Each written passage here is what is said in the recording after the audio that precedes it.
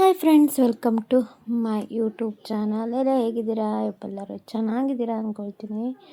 So ಇವತ್ತು ಮಾರ್ನಿಂಗಿಂದನೇ video ಶುರು ಮಾಡ್ತೀನಿ. ಆ್ಯಕ್ಚುಲಿ ಬಂದಿದ್ದು ಫ್ರೈಡೇ ವೀಡಿಯೋ. ಸೊ ನಿನ್ನೆ ವೀಡಿಯೋ ಅಪ್ಲೋಡ್ ಮಾಡೋಕ್ಕಾಗಿಲ್ಲ. ಸೊ ಹೇಳಿದ್ದೆ ಡೈಲಿ ವೀಡಿಯೋಸ್ ಅಪ್ಲೋಡ್ ಮಾಡ್ತೀನಿ ಅಂತೇಳಿ. ಒಂದೊಂದು ದಿನ ಮಿಸ್ ಆಗುತ್ತೆ. ಸೊ ಗುರುವಾರ ಯಾವುದೇ ಥರ ಶೂಟ್ ಮಾಡ್ಕೊಂಡಿರಲಿಲ್ಲ. ಸ್ವಲ್ಪ ಕಾರಣಾಂತರಗಳಿಂದ ಸ್ವಲ್ಪ ಆಚೆ ಹೋಗೋ ಕೆಲಸಗಳನ್ನು ಜಾಸ್ತಿ ಇತ್ತು. ಹಾಗಾಗಿ ಶುಕ್ರವಾರ ಶೂಟ್ ಮಾಡಿ ಶನಿವಾರ ಅಪ್ಲೋಡ್ ಮಾಡ್ತಾಯಿದ್ದೀನಿ. ಸೊ ತುಂಬ ಚೆನ್ನಾಗಿ ಸಪೋರ್ಟ್ ಮಾಡ್ತಾಯಿದ್ದೀರಾ. ಇದೇ ಥರ ಸಪೋರ್ಟ್ ಮಾಡಿ. ನನಗಂತೂ ತುಂಬ ಖುಷಿ ಆಗ್ತಿದೆ. ಯಾಕಂದರೆ ಬ್ರೇಕ್ ತೊಗೊಂಡಿದ್ದೆ, ಆಮೇಲೆ ಕಂಟಿನ್ಯೂಸ್ ವೀಡಿಯೋಸ್ ಹಾಕ್ತೆ, ಮತ್ತು ಸ್ಯಾರಿ ಬಿಸ್ನೆಸ್ ಕಡೆ ಜಾಸ್ತಿ ಫೋಕಸ್ ಮಾಡಿ ಯೂಟ್ಯೂಬ್ ಕಡೆ ಜಾಸ್ತಿ ಫೋಕಸ್ ಮಾಡೋಕ್ಕಾಗ್ತಿರ್ಲಿಲ್ಲ. ಆದರೂ ತುಂಬ ಚೆನ್ನಾಗಿ ರೆಸ್ಪಾನ್ಸ್ ಮಾಡ್ತಾಯಿದೆ. ನಂಗೆ ಖುಷಿ ಆಗುತ್ತೆ. ಏನು 100K 200K ವ್ಯೂಸ್ ಹೋದರೆ ಮಾತ್ರ ಖುಷಿ ಆಗೋದಲ್ಲ, ನಮ್ಮ ಎಕ್ಸ್ಪೆಕ್ಟೇಷನ್ಗಿಂತ ಜಾಸ್ತಿ ವ್ಯೂಸ್ ಹೋದರೂ ಖುಷಿ ಆಗುತ್ತೆ. ಸುಮಾರು ಜನ ಮಿಸ್ ಮಾಡ್ಕೊಳ್ತಾ ಇದ್ದೀರಾ. ಸೊ ಯೂಟ್ಯೂಬ್ ಟಿಪ್ಸ್ ಹೇಳಿ ಅಕ್ಕ, ಮಾಯಲೋಕದಿಂದ ಕಲ್ತ್ರಲ್ವ. ಸೊ ಇನ್ನೂ ನೆಕ್ಸ್ಟ್ ಹೇಳಿ ನನಗೆ. ಸೊ ತುಂಬ ಬೆನಿಫಿಟ್ ಇತ್ತು. ನಮಗೆ ದುಡ್ಡು ಕೊಟ್ಟು ಕಲೀಲಿಕ್ಕೆ ಆಗ್ತಿರ್ಲಿಲ್ಲ. ನೀವು ಹೇಳ್ಕೊಟ್ಟಿದ್ದು ತುಂಬ ಹೆಲ್ಪ್ ಆಗ್ತಿತ್ತು. ಸೊ ನೆಕ್ಸ್ಟ್ ಟಾಪಿಕ್ ಬಗ್ಗೆ ವೀಡಿಯೋ ಮಾಡಿ ಅಂತಿದ್ರು. ಸೊ ಅದ್ರ ಬಗ್ಗೆನೇ ಮಾತಾಡ್ತಾ ಇದ್ದೀನಿ ನಾನಿಲ್ಲಿ. ಸೊ ಸುಮಾರು ಜನ ಕೇಳ್ತಾಯಿದ್ರು ಯೂಟ್ಯೂಬಲ್ಲಿ ಏನಂದರೆ ನಿಮಗೆ ಅವರೇ ಬಂದು ಹೇಳ್ಕೊಡ್ತಾರಾ ಅಂತ. ನಾನು ಅದಕ್ಕೂ ಕ್ಲಾರಿಫಿಕೇಷನ್ ಕೊಟ್ಟಿದ್ದೀನಿ. ಅವರೇನು ಇಲ್ಲ, ಅವರು ರೆಕಾರ್ಡೆಡ್ ವಿಡಿಯೋ ಪ್ಲೇಸ್ಟೋರಲ್ಲಿ ಬಿಡ್ತಾರೆ. ಅದನ್ನು ನೋಡಿಬಿಟ್ಟು ನಾವು ಒಂದಲ್ಲ 3 ಸಲ ಬೇಕಾದ್ರೆ ನೋಡಿಬಿಟ್ಟು ನಮ್ಮ ವಿಡಿಯೋಕ್ಕೆ ಅಳವಡಿಸ್ಕೊಳ್ಳೋದು ಅಂತ ಹೇಳಿ. ಸುಮಾರು ಜನ ಟೈಟಲ್ ಹಾಕೋದು ಹೇಗೆ ಅಂತಲೂ ಕೇಳ್ತಾಯಿದ್ರು. ಟೈಟಲ್ ನಿಮಗೆ ನಾನು ChatGPT ಹಾಕೋದು ಹೇಳಿದ್ದೀನಿ ಹೇಗೆ ಹಾಕಬೇಕು ಅಂತ. ಸೊ ChatGPT ಬಳಸ್ಕೊಂಡು ನಾವು ಟೈಟಲ್ಲು, ಡಿಸ್ಕ್ರಿಪ್ಷನ್ನು ಹಾಗೆ ಹ್ಯಾಶ್ಟ್ಯಾಗ್ ಹೇಗೆ ಹಾಕಬೇಕು ಅಂತಲೂ ವಿಡಿಯೋದಲ್ಲಿ ಹೇಳಿದ್ದೀನಿ. ಸೊ ಇಂಟ್ರೆಸ್ಟ್ ಇದ್ದರೆ ಹೋಗಿ ಚೆಕ್ ಮಾಡ್ಬೋದು. ಇಲ್ಲ ನಾನೇ ಸ್ವಂತವಾಗಿ ನನಗೆ ಅದರೆಲ್ಲ ಯೂಸ್ ಮಾಡೋಕ್ಕೆ ಬರಲ್ಲ, ಹೇಗೆ ಮಾಡೋದು ಹೇಗಂದರೆ ಯೂನಿಕ್ಕಾಗಿ ಹಾಕಬೇಕು. ಈಗ ನಾನು ಒಂದು ಸಾಂಬಾರು ರೆಸಿಪಿ ತೊಗೊಳ್ತಾ ಇದ್ದೀನಲ್ವ. ಸೊ ನಮ್ಮನೇಲಿ ಮಾಡಿದ ಮೀನು ಸಾರು ಅಂತ ಹಾಕಿದರೆ ಸೊ ಯಾರು ನೋಡಲ್ಲ.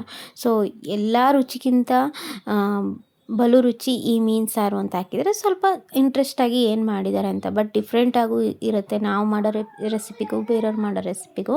ಸೊ ಹಾಗಾಗಿ ಈ ಥರ ಡಿಫ್ರೆಂಟ್ ಹಾಕಬೇಕು. ಇನ್ನು ಮಾಯಲೋಕ ಚಾನಲ್ ಅವ್ರ ಬಗ್ಗೆ ಸುಮಾರು ಜನ ಕೇಳ್ತಾಯಿದ್ರು. ಸೊ ಅವರು ಎಲ್ಲೂ ಡೈರೆಕ್ಟಾಗಿ ಎಲ್ಲೂ ಕನೆಕ್ಟ್ ಆಗೋಲ್ಲ. ಒಂದು ಸಲ ಅಮೌಂಟ್ ಹಾಕಿ ಅವರಿಗೆ ನಾವು ಸಬ್ಸ್ಕ್ರೈಬ್ ಮಾಡಿಬಿಟ್ರೆ ನಮ್ಮ ನಂಬರ್ ಮೇಲೆ ಒಂದು ID ಕ್ರಿಯೇಟ್ ಮಾಡಿ ನಮಗೆ ಪ್ಲೇಸ್ಟೋರಲ್ಲಿ ಒಂದು ಆ್ಯಪ್ಸ್ಗಳು ಬಿಡ್ತಾ ಹೋಗ್ತಾರೆ. ಅಂದರೆ ಆ್ಯಪ್ಸಲ್ಲಿ ಅವ್ರದ್ದು ಮಾಯಲೋಕ ಆ್ಯಪ್ಸ್ ಅಂತಿದೆ.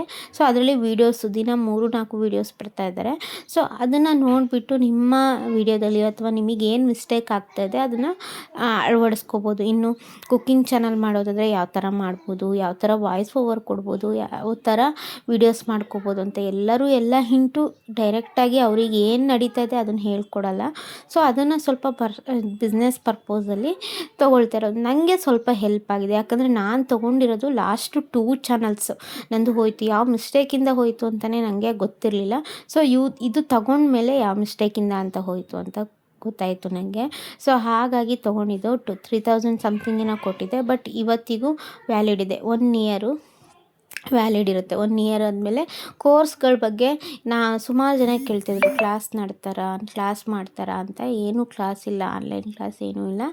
ಅವರು ಸೆಲೆಕ್ಟೆಡು ಅವರ ಪ್ಲೇಸ್ಟೋರಲ್ಲಿ ವೀಡಿಯೋಸ್ ಹಾಕ್ತಾರೆ, ಅದನ್ನು ನೋಡಿಕೊಂಡು ನಾವು ಮಾಡುವಂಥದ್ದು. ಸುಮಾರು ಜನ ಕೇಳ್ತಾಯಿದ್ರು. ಸೊ ನಮಗೆ ಪೇ ಮಾಡೋಕ್ಕೆ ಇಷ್ಟ ಇಲ್ಲ, ಸೊ ಹೇಳಿ ಅಂತೇಳಿ. ಪೇ ಮಾಡದೆ ನೀವು ಏನಾದರೂ ಯೂಟ್ಯೂಬ್ ಕೋರ್ಸಿಗೆ ಜಾಯ್ನ್ ಆಗಬೇಕಂದ್ರೆ ನಾನು ಒಬ್ರದ್ದು ಸಜೆಷನ್ ಮಾಡ್ತೀನಿ.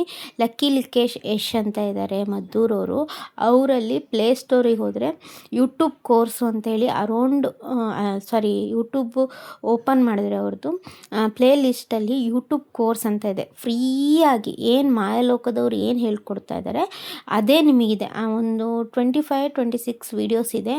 ಅಲ್ಲಿ ಹೋಗಿ ನೀವು ಚೆಕ್ ಮಾಡಿದರೆ ಸೊ ಪ್ರತಿಯೊಂದು ವೀಡಿಯೋನೂ ನಿಮಗೆ ಯಾವ ಥರ ಯೂಟ್ಯೂಬ್ ಚಾನಲ್ ಕ್ರಿಯೇಟ್ ಮಾಡಬೇಕು, ಯಾವ ಥರ ತಮ್ಮೇಲ್ ಹಾಕಬೇಕು, ಯಾವ ಥರ ವೀಡಿಯೋಸ್ ಮಾಡಬೇಕು, ಈ ವ್ಲಾಗಿಗೆ, ಗೇಮಿಗೆ ಅಥವಾ ರಂಗೋಲಿ ಚಾನಲ್ಸ್ ಯಾವ ಥರ ಮಾಡಬೇಕಂತ ಇನ್ ಡಿಟೇಲಾಗಿ ಹೇಳಿದ್ದಾರೆ. ಸೊ ಇದಿಷ್ಟು.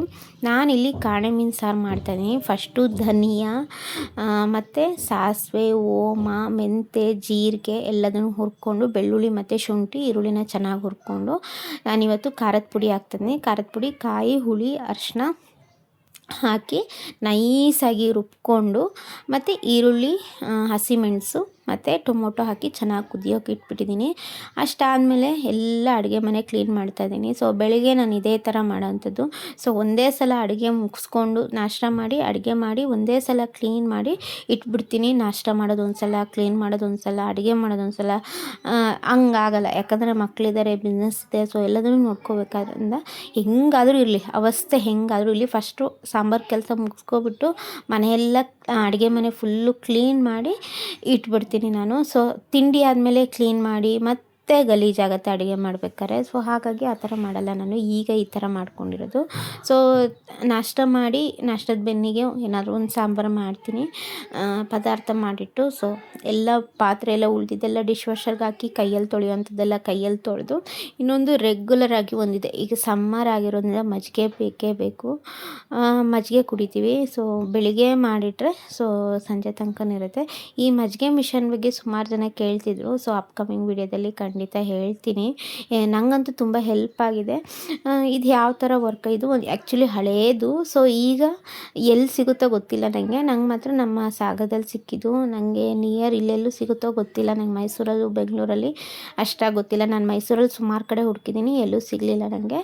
ಸೊ ನನ್ನ ರೊಟ್ಟಿ ಮಿಷನ್ ಆಗಲಿ, ನನ್ನ ಮಜ್ಜಿಗೆ ಕಡಿಯೋ ಮಿಷನ್ ಎಲ್ಲ ನಾನು ಸಾಗರದಿಂದನೇ ತಂದಿದ್ದು. ಅರೌಂಡ್ 5000 ಸಮಥಿಂಗ್ ಏನೋ ಆಗಿದೆ. ಸೊ ಇದರಲ್ಲಿ ಹೆವಿ ಮೋಟ್ರು ಬರುತ್ತೆ, ನಾನು ಹೆವಿ ತೊಗೊಂಡಿಲ್ಲ.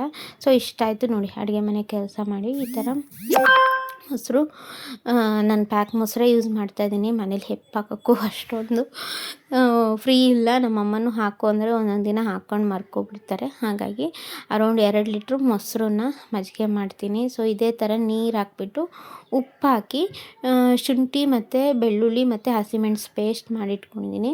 ಸ್ವಲ್ಪ ಜೀರಿಗೆ ಹಾಕಿ ದಿನ ಮಾಡ್ತೀನಲ್ವ, ಹಾಗಾಗಿ ಅದನ್ನೊಂದು ಸ್ವಲ್ಪ ಬೇಕಿದ್ರೆ ಹಾಕ್ಕೋಬೋದು, ಇಲ್ಲಾಂದರೆ ಸ್ಕಿಪ್ ಮಾಡ್ಕೋಬೋದು. ಇದನ್ನು ಈ ಥರ ಫಿಕ್ಸ್ ಮಾಡಿ ಒಂದು 5 ನಿಮಿಷ, ನೀವೇನಾದರೂ ಬೆಣ್ಣೆ ಕಡಿತೀರಂದರೆ ತುಂಬ ಈಸಿ. ಸೊ ಅಷ್ಟು ಬೇಗ ಬರುತ್ತೆ ಬೆಣ್ಣೆ. ಆ ಥರ ಕಡಿಯೋಕ್ಕೆ ಬಿಟ್ಬಿಡೋದು. ಈ ಟೈಮಲ್ಲಿ ಸಾಂಬಾರು ಕುದೀತದೆ. ಕಾಣೆ ಮೀನು ಚಿಕ್ಕದಾಗಿತ್ತು, ಅದಕ್ಕೆ ಪದಾರ್ಥ ಮಾಡ್ತಿದ್ದೆ.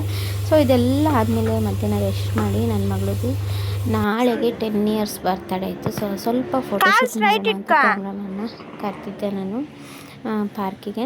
ಹಾಗಾಗಿ ಸ್ವಲ್ಪ ಮಾಡರ್ನ್ ಲುಕ್ಕಲ್ಲಿ ಮಾಡೋಣ ಅಂತ ನಾನು ಇನ್ನೊಂದು ಮಗಳದು ಮಾಡಿಸಿದ್ದೀನಿ. ನಾನು ಟ್ರೆಡಿಷ್ನಲ್ ಲುಕ್ಕಲ್ಲಿ ಮಾಡಿದ್ದೆ, ಇವಳದು ಮಾಡರ್ನ್ ಲುಕ್ಕಲ್ಲಿ ಮಾಡೋಣ ಅಂತೇಳಿ ಮಾಡ್ತಾಯಿದ್ದೆ. ಸೊ ಅವ್ರು ಬರೋದು ಸ್ವಲ್ಪ ಟೈಮ್ ಆಗುತ್ತೆ. ಏನಾಯಿತು ಅಂದರೆ ನಾವು ಹೋಗಿದ್ವಿ 4 o'clockಗೆ ಹೋಗಿದ್ವಿ, ಬಟ್ ಬೇಗ ಕತ್ಲೆ ಆಯಿತು. ಏನಂತ ಗೊತ್ತಿಲ್ಲ, ಸನ್ಲೈಟ್ ಟೈಮಲ್ಲಿ ಬಿಸಿಲೇ ಇತ್ತು. ಸೊ ನ್ಯಾಚುರಲ್ ಲೈಟ್ ಇದ್ದರೆ ಇನ್ನೂ ಚೆನ್ನಾಗಿರುತ್ತೆ. ಮತ್ತೆಲ್ಲದನ್ನು ಅಟ್ಯಾಚ್ ಮಾಡಿ, ಲೈಟ್ಗಳನ್ನ ಅಟ್ಯಾಚ್ ಮಾಡಿ ಫೋಟೋ ತೆಗಿಯೋದು ಆಯಿತು. ಸೊ ಈ ಥರ ಆಗೋಯ್ತು.